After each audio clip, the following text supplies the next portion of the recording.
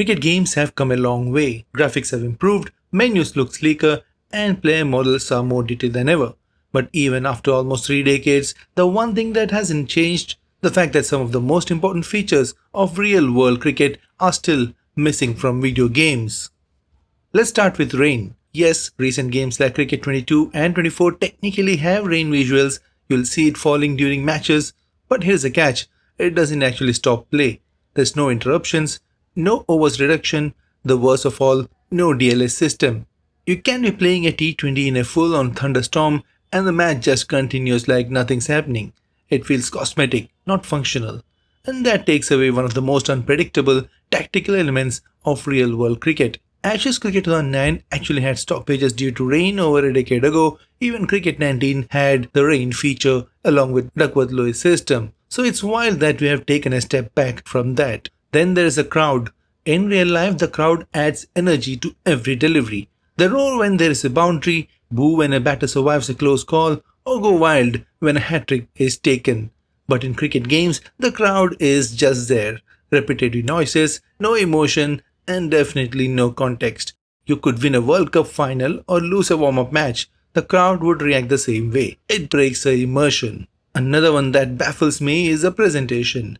Modern cricket broadcasts are filled with graphics, stat overlays, replays, expert analysis, hype packages, etc. before a match. And yet, cricket games barely have any of that. There's no sense of drama, no proper intros, no Benedict's graphics, not even a post-match interview. It ends up feeling like a simulation and not a broadcasted sport. Well, let's talk about career mode. For years, it's been the same loop. Create a player, score runs, get selected, but where is the personality? There is no agent, no contact choices, no rivalries, no social media drama, no story arcs. Compare this to EA Sports or NBA from 2K, where you actually feel like you're living a career, not just playing through menus. Cricket games just don't go there. And then there is umpiring. One of the biggest flaws is how static and outdated it feels. The game still struggles to call wides when the batter moves across the crease. There's no real variation, no umpire personality, no close calls or drama like you would see in real matches. It's all a bit mechanical. Let's not forget player behavior. Every cricketer in these games celebrates the same way, walks the same way, reacts the same way. In real cricket, Kohli, Smith, Dhoni, they all bring something unique to the field. But in cricket games, it's like we are watching clones. No quicks, no flair, nothing expressive.